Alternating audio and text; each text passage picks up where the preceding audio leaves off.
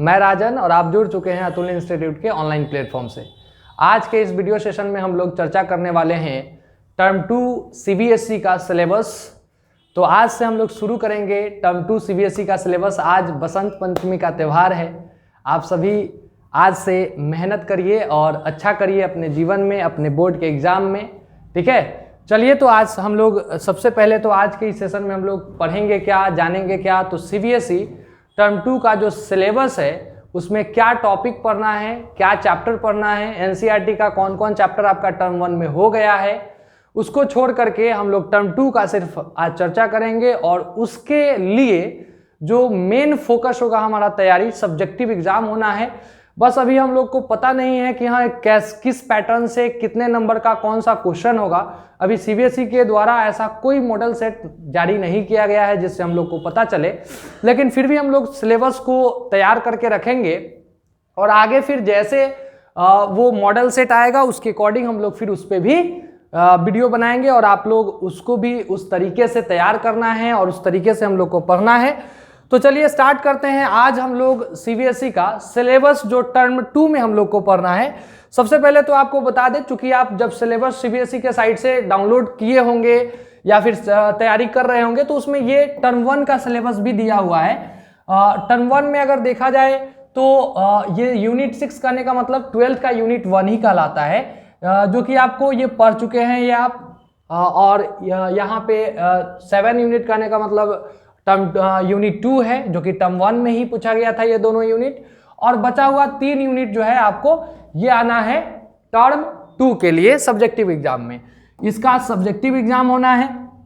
अब इसमें हम लोग कहेंगे कि आपको जो यूनिट 3 है, जिसको यहाँ पे यूनिट 8 लिखा गया है, उसमें अगर देखा जाए तो चैप्टर 8 और 10 इसमें से 9 चैप्टर आपको नहीं पढ़ना है, ठीक है। Strategy for enhancement in food production ये आपको नहीं पढ़ना है। सिर्फ ह्यूमन हेल्थ एंड डिजीज और माइक्रोब्स इन ह्यूमन वेलफेयर, यही 2 चैप्टर आपको इसमें से तैयार करना है। उसके बाद नेक्स्ट यूनिट नंबर आ जाता है 12th के अकॉर्डिंग 4 यूनिट है बायोटेक्नोलॉजी। और बायोटेक्नोलॉजी में 2 चैप्टर आता है, एक बायोटेक्नोलॉजी प्रिंसिपल एंड प्रोसेस और एक आता है biotechnology and its application, 12 number का चैप्टर। इसमें 2 चैप्टर आपको दोनों का दोनों तैयार करना है। और उसके बाद है यूनिट नंबर 3, और यूनिट नंबर 3 जो टर्म 2 के लिए है, एनसीईआरटी में यूनिट नंबर 10 दिया होगा, जो कि यूनिट 5 कहलाएगा 12th के अकॉर्डिंग। ये यूनिट आपको 11th और 12th दोनों के अकॉर्डिंग दिया गया है। इसमें अगर देखा जाए तो चैप्टर नंबर 13 है और चैप्टर नंबर 15 है, यानी कि इसमें आपको ऑर्गेनिज्म एंड पॉपुलेशन चैप्टर पढ़ना है, इकोसिस्टम नहीं पढ़ना है। फिर उसके बाद कहा जाए तो एक अगला चैप्टर उसके आगे जो है बायोडाइवर्सिटी, वो आपको पढ़ना है, ठीक है ना। फिर 16 नंबर का जो चैप्टर है पॉल्यूशन वाला, वो आपको नहीं पढ़ना है, इन्वायरमेंटल इश्यूज। तो टोटल अगर देखा जाए सीबीएसई टर्म 2 के अकॉर्डिंग तो हम लोग को पढ़ना कितना चैप्टर है, तो 1 2 3 4 5 6 टोटल 6 चैप्टर आपको थ्योरी के लिए तैयार करना है। बाकी का प्रैक्टिकल टर्म 2 में आपको यहाँ पे 15 मार्क्स का है, ये आपको तैयार करना है। वो भी आपको डिटेल थ्योरी में दिया हुआ है, तो आप देखेंगे वहां समझ में आ जाएगा। हम लोग सिर्फ थ्योरी के बारे में चर्चा करेंगे।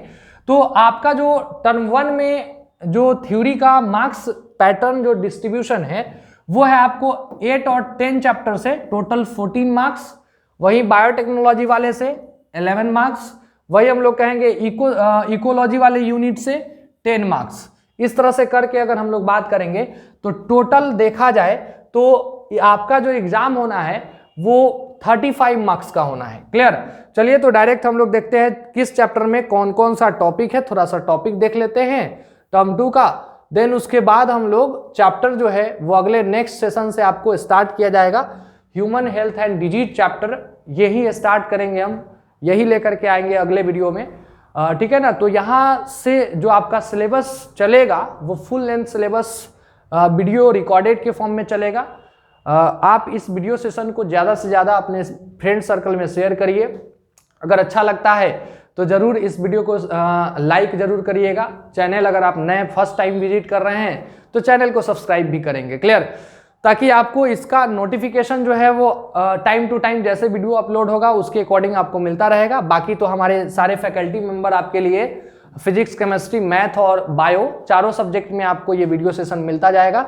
आप जितना जल्दी अगर इसको अपने फ्रेंड्स के साथ शेयर कर लेते हैं और इसको जितना जल्दी एक माइलस्टोन है 1000 सब्सक्राइबर का, उसको हम लोग जल्दी से जल्दी पूरा करेंगे तो ये सेशन आपका लाइव में कन्वर्ट हो जाएगा और लाइव सेशन आप उसमें आपको बहुत सारा फायदा भी होगा।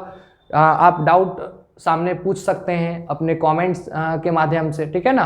तो ये सब आपको बेनिफिट भी मिल जाएगा और लाइव सेशन रहेगा तो बहुत तरह का बात होता है, इंटरेक्शन आपका बहुत आसानी से लगेगा कि हाँ क्लास का फीलिंग है। तो आप अपने फ्रेंड्स के साथ शेयर करिए और वो भी अगर सब्सक्राइब करते हैं इस तरह से करके, अगर हम लोग का एक परिवार बन जाता है 1000 का, तो जल्दी हम लोग लाइव भी मिलेंगे। चलिए, अगर वीडियो सेशन अच्छा लगे तो आप कमेंट करके जरूर बताएंगे, ठीक है। चलिए आगे हम लोग बात करते हैं टर्म 2 के सिलेबस के बारे में। तो देखिए, हम लोग सबसे पहले ह्यूमन हेल्थ एंड डिजीज वाला जो चैप्टर है, चैप्टर नंबर 8, इसकी बात कर लेते हैं। तो इसमें आपको जनरल कॉमन ह्यूमन डिजीज के बारे में पढ़ना है, जो पैथोजन वगैरह क्या होता है, जो डिजीज कॉजिंग एजेंट्स हैं उनके बारे में, parasite causing human disease, malaria, dengue, chikungunya, filariasis, ascariasis, typhoid, pneumonia, common cold, amoebiasis, ringworm, ये कॉमन ह्यूमन डिजीज है, इनको थोड़ा सा पढ़ना है और उसके बारे में पढ़ना है कि इनका कंट्रोल कैसे होता है। तो जब हम डिजीज एक एक करके पढ़ाएंगे उसी समय ये बताते चलेंगे कि इसका कंट्रोल कैसे होना है। क्लियर। उसके बाद है बेसिक कॉन्सेप्ट इम्यून सिस्टम का पढ़ना है कि इम्यूनोलॉजी क्या होता है, इम्यून सिस्टम हमारे बॉडी में कैसे काम करता है, इम्यूनिटी क्या है, यही सब पढ़ना है। फिर वैक्सीनेशन क्या होता है ये आपको जानना है, कैंसर के बारे में जानना है, HIV एड्स के बारे में, एडोलसेंस क्या है ये जानना है, ठीक है ना, और ड्रग्स अल्कोहल एब्यूज क्या होता है ये जानना है। तो ये 8 नंबर के चैप्टर में यही जानना है। बहुत आसान आसान चैप्टर्स है और अच्छा चैप्टर सब है, आपको अच्छा भी लगेगा पढ़ने में भी, इंटरेस्ट आएगा पढ़ने में, ठीक है ना। नेक्स्ट है आपको माइक्रोब्स इन ह्यूमन वेलफेयर।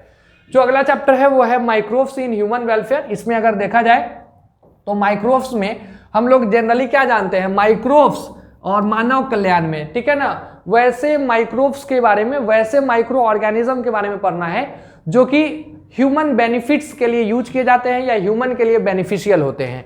हम जानते हैं कि मोस्ट ऑफ द माइक्रोब्स जो इस अर्थ पे हैं वो कहीं ना कहीं डिजीज कॉजिंग है, जो प्लांट एनिमल्स में कहीं ना कोई बीमारी कॉज करता है। लेकिन बहुत ऐसे भी माइक्रोब्स हैं जो ह्यूमन के लिए या फिर प्लांट्स के लिए क्या है, यूजफुल भी हैं। तो उसी यूजफुल माइक्रोब्स के बारे में हम लोग को यहाँ पे पढ़ना है।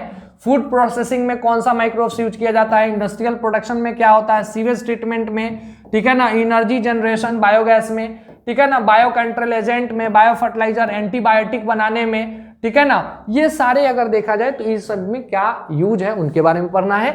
नेक्स्ट यूनिट आपके सामने है बायोटेक्नोलॉजी वाला, और बायोटेक्नोलॉजी हम जानते हैं लिविंग के अंदर टेक्निक लगा करके कैसे हम उनको जेनेटिकली मॉडिफाइड बनाते हैं, मतलब जेनेटिकली मॉडिफिकेशन हम लोग करेंगे और ह्यूमन बेनिफिट के लिए जो प्रोडक्ट होगा उसको हम कैसे बनाएंगे, उसके बारे में इस चैप्टर में हम लोग को इस यूनिट में पढ़ना होता है। और बायोटेक्नोलॉजी प्रिंसिपल एंड प्रोसेस, इसमें जनरली सिर्फ प्रिंसिपल प्रोसेस के बारे में जानना होता है कि कैसे वर्क करना है। जैसे सीधा सा बात है, एक बाइक मैकेनिक है, तो बाइक मैकेनिक है, अगर उसका मान लेते हैं कि आगे वाला बाइक का टायर खराब हो गया, ठीक है ना, तो आगे वाला उसके पास वो टूल्स होगा जिसके द्वारा आगे वाला चक्का जो है उसका खोला जाएगा बाइक का, है ना। ऐसा नहीं ना होगा कि हाँ भाई आगे चक्का खराब है पीछे वाला खोल रहे हैं, क्लियर, एग्जॉस्टर खोल रहे हैं, ऐसा तो नहीं होता है। तो कहने का मतलब क्या है, वही हम लोग टूल्स टेक्निक जो एक तरह से हम लोग कहेंगे कि जेनेटिकली रिकॉम्बिनेंट कैसे बनाना है, तो वही हम लोग पढ़ेंगे कि कैसे कौन सा टूल है जिसका यूज हम कर करके और जेनेटिकली रिकॉम्बिनेंट बना सकते हैं किसी भी ऑर्गेनिज्म को, चाहे वो एनिमल हो चाहे वो प्लांट्स हो, और वो ह्यूमन बेनिफिट में यूज कर सकते हैं। क्लियर। तो एक चैप्टर जो है प्रिंसिपल प्रोसेस में, वही हम लोग को पढ़ना है टूल टेक्निक के बारे में, और इसी का दूसरा चैप्टर आता है जो कि 12 नंबर का चैप्टर आपके सामने है, और इसमें हम लोग कहते हैं कि ये आपको biotechnology and its application, application कहने का मतलब जो टूल टेक्निक है, जैसे एक बाइक मैकेनिक के पास टूल्स है, उसके पास टेक्निक, टूल है और टेक्निक है कि हाँ आगे वाला चक्का है, इसको खोलना है, कैसे खुलेगा, किस टूल से खुलेगा। ऐसा तो नहीं है कि चक्का खोलने वाला टूल है और उसको एग्जॉस्टर खोलने वाले से खोल रहे हैं, ऐसा तो नहीं होगा। तो कहने का मतलब उस टूल का कैसे हम इस्तेमाल करके और जेनेटिकली मॉडिफाइड बना रहे हैं ऑर्गेनिज्म, वो आपको यहाँ पे पढ़ना है। 12 नंबर का चैप्टर उसका एप्लीकेशन पार्ट है। ठीक है ना, उस टूल का एप्लीकेशन होता है जिसमें हम लोग पढ़ते हैं एक तरह से ह्यूमन बेनिफिट के लिए, ह्यूमन हेल्थ को ध्यान में रखते हुए एग्रीकल्चर में, ठीक है ना, या फिर हम कहेंगे ह्यूमन इंसुलिन बनाने में, या वैक्सीन के प्रोडक्शन में, या जीन थेरेपी में, कोई कैंसरस जीन है उसको नॉन कैंसरस से कैसे चेंज करना है, ठीक है ना। उसके बाद जेनेटिकली मॉडिफाइड ऑर्गेनिज्म जैसे कि BT cotton, transgenic plant and animal, ठीक है ना। इसी में बायोसेफ्टी इशूज, जिसको हम लोग इथिकल इशूज कहते हैं, बायोपायरेसी, बायोपेटेंट, ये सब टॉपिक इसमें आपको बताया जाएगा, ठीक है। तो इस तरह से करके ये आपका बायोटेक्नोलॉजी वाला 2 चैप्टर, ये दोनों चैप्टर आपको पढ़ना है और तैयार करना है। अब आते हैं लास्ट यूनिट जो कि इकोलॉजी एंड इन्वायरमेंट यूनिट है, जिसमें आपको 2 चैप्टर तैयार करना है और 2 चैप्टर आपके सिलेबस से रिड्यूस कर दिया गया है, ठीक है ना। लेकिन नीट में बाबू कोई रिड्यूस नहीं होता है, ठीक है ना। नीट में फुल लेंथ सिलेबस आएगा आपको 11th और 12th का एनसीईआरटी। तो ऐसा मत समझे कि हाँ ये रिड्यूस कर दिया गया है तो नीट में रिड्यूस हो जाएगा, नहीं, वो अलग बात है। हम लोग नहीं पढ़ा रहे हैं अभी, क्योंकि आपके अभी हम लोग के पास कम समय है, तो अभी सीबीएसई को ध्यान में रखते हुए उसी के लिए डेडिकेटेड बैच है ये, इसलिए हम वो चैप्टर हम भी हटा दिए हैं जो सीबीएसई टर्म 2 में नहीं है। लेकिन हाँ, जब नीट का बैच आएगा उसमें फुल लेंथ कोर्स आपको पढ़ाया जाएगा। क्लियर? तो चलिए अभी जो है हम लोग इकोलॉजी एंड इन्वायरमेंट की बात कर लेते हैं। तो इसमें सबसे पहला चैप्टर जो है आपको ऑर्गेनिज्म एंड पॉपुलेशन, जो 13 नंबर का चैप्टर है, और इसमें हम लोग पढ़ते हैं कि ऑर्गेनिज्म कैसे इंटरेक्ट होते हैं इन्वायरमेंट में, ऑर्गेनिज्म क्या है, स्पीशीज क्या है, ठीक है ना। एक तरह से इन्वायरमेंट इकोसिस्टम का क्या जो कम्युनिटी में कौन कौन से पार्ट्स होते हैं, एबायोटिक, बायोटिक, जो एबायोटिक है उसमें पढ़ लेना है। इकोसिस्टम चूंकि हटा ही दिया गया है, लेकिन इसी का कोऑर्डिनेटेड चैप्टर होता तो आगे इकोसिस्टम होता, लेकिन कोई दिक्कत नहीं है। हम लोग एबायोटिक कंपोनेंट इसमें पढ़ते हैं, एयर, वाटर, ये सब, हैबिटेट वगैरह देखेंगे, पॉपुलेशन, इकोलॉजिकल एडेप्टेशन, नीश देखना है, ठीक है ना, इंट्रैक्शन, म्यूचुअलिज्म, कंपटीशन, ये सब आपको पॉपुलेशन इंट्रैक्शन में आ जाता है, ठीक है ना। एक ऑर्गेनिज्म का पॉपुलेशन दूसरे ऑर्गेनिज्म के पॉपुलेशन से या अपने ही ऑर्गेनिज्म के पॉपुलेशन से वो कैसे इंटरेक्ट हो रहे हैं, एक स्पीशीज कैसे इंटरेक्ट हो रहा है, ठीक है ना। तो वही है म्यूचुअलिज्म, दोनों बेनिफिटेड होगा, कंपटीशन, दोनों में कंपटीशन होगा, प्रीडेशन, कोई एक मार के दूसरे को खा रहा है, पैरासिटिज्म, एक को बेनिफिट, दूसरा चालाक है जिसको नुकसान हो जा रहा है, और एक बेनिफिट है जो चालाक है, ठीक है ना, वो उसके ऊपर अपना सर्वाइवल है, ठीक है ना, मतलब वही वाला बात हो गया। पैरासिटिज्म कहने का मतलब ये ना तो अपने होस्ट को जीने देता है और नहीं मरने देता है, ना जीने देती है ना मरने देती है, ठीक है ना, वही वाला बात है। चलिए आगे बढ़ते हैं। पॉपुलेशन एट्रीब्यूट्स, जिसमें आपको growth, birth rate, death rate, age distribution, ये सब आपको जानना है। ये आपको ऑर्गेनिज्म एंड पॉपुलेशन चैप्टर में पढ़ना है। इसी का कोऑर्डिनेटेड फॉर्म रहता तो अगला चैप्टर होता, लेकिन नहीं है तो कोई बात नहीं है, हम लोग यही पढ़ेंगे। नेक्स्ट है आपको बायोडाइवर्सिटी एंड इट्स कंजर्वेशन। एक तरह से हम लोग कहेंगे कि बायोडाइवर्सिटी, इस अर्थ पे जो लिविंग ऑर्गेनिज्म है उनका डिस्ट्रीब्यूशन, बायो लिविंग का, डाइवर्सिटी मतलब डिफरेंसेस, जिनका डिस्ट्रीब्यूशन अलग अलग फॉर्म में है। हम जानते हैं कि इस अर्थ पे अभी तक देखा जाए तो 1.5 ऐसे आपके 12th वाले एनसीईआरटी में, ऐसे 11th वाले में दिया हुआ है 1.7 to 8 मिलियन नॉन स्पीशीज अभी तक क्या है, डिस्क्राइब किए जा चुके हैं।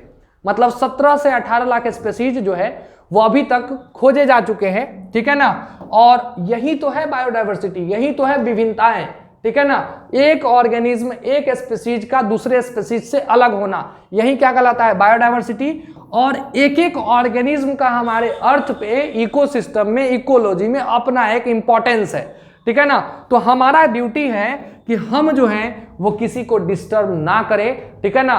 तो हमारा कर्तव्य है कि हम एक एक स्पीशीज को कैसे बचा करके रखें, क्या कि ह्यूमन जो है वही एक तरह से इस अर्थ का सबसे चालाक जानवर है। समझ में आ बात? तो हम कहेंगे सर जानवर हैं, यस जानवर है, हम सब जानते हैं, एनिमल किंगडम में हम लोग आते हैं, नहीं तो हम लोग जो है वो सबसे एडवांस जानवर में आते हैं। यानी कि हम लोग एक तरह से कहीं ना कहीं इन्वायरमेंट को पॉल्यूट कर रहे हैं, जिसकी वजह से एक तरह से एंथ्रोपोजेनिक एक्शन इसको हम लोग बोलते हैं, ठीक है ना। ह्यूमन की वजह से पॉल्यूशन हो रहा है और उसी कारण से कोई दूसरा स्पीशीज जो है वो धीरे धीरे विलुप्त हो रहा है।